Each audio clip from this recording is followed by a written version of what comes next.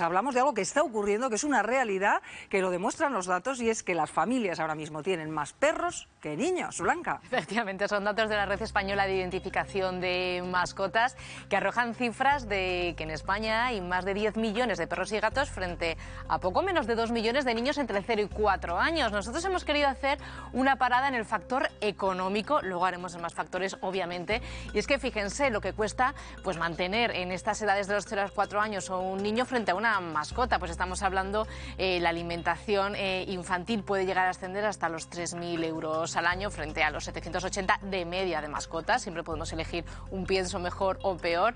También las guarderías y el cuidado, que la diferencia es de 300 euros a 4.200.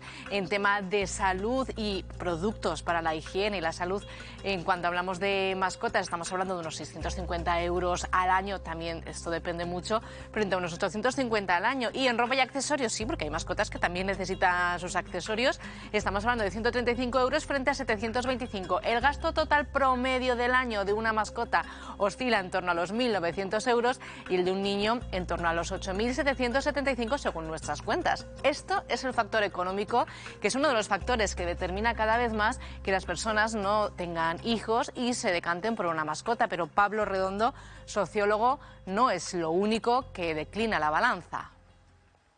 Así es, el factor económico tiene mucha importancia, ¿no? Pero no es el único determinante. Otras cuestiones, por ejemplo, las dificultades de conciliación también es un factor que tiene mucho peso, ¿no? A la hora de decidir decantarse por tener un hijo o tener una mascota. Al final, el cuidar una mascota requiere menos responsabilidades, ¿no? Que las que tiene al final cuidar a un hijo o una hija, y eso pues es algo que también muchas parejas jóvenes tienen en cuenta.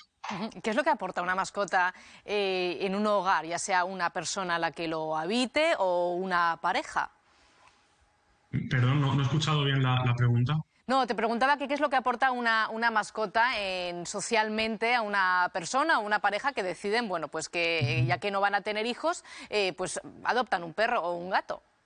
Claro, muchas veces digamos que hemos tendido a humanizar a las mascotas, ¿no? Y entonces, en muchas ocasiones se trata un poco de cubrir ese vacío que, entre comillas, que dejaría la decisión de no tener un hijo. Pues a veces hay quien pues, renuncia a tener hijos, pero no quiere renunciar a tener al final a un ser vivo al que cuidar, al que aportar cariño, también con el que establecer ese vínculo, ¿no?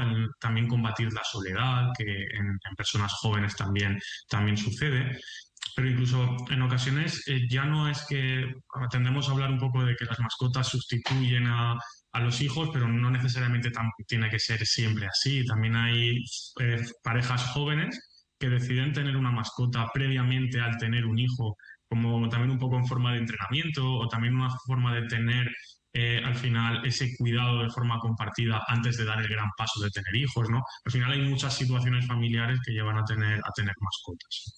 Y se piensan que eso sirve de algo a la hora de entrenarse para tener un hijo. Bueno, Pablo, muchísimas gracias por atendernos. Lo cierto, Miriam, es que los motivos por que las personas no tienen hijos son estructurales, son muy importantes, y tener una mascota también es compatible con tener hijos. Eso te iba a decir, que también hay quien tiene hijos y mascotas. A todo. ¿O no, Pilar? Yo la primera, yo tengo 2 hijos, un perrijo y una gatija, que es como se llaman ahora precisamente a este tipo de situaciones. Obviamente, pues como decía el invitado, totalmente de acuerdo, pero es cierto que no es lo mismo. Yo tuve perro, a los 6 meses de estar con mi marido tuve perro. Es verdad que te entrenas, pero luego cuando llegan los hijos dices, ¿pero esto qué es? Pero sobre todo y ante todo, a mí personalmente me ha merecido la pena la maternidad y los animales también. O sea, es que todo se puede, todo... Bueno, pues pero hay que poner de sí, ¿eh?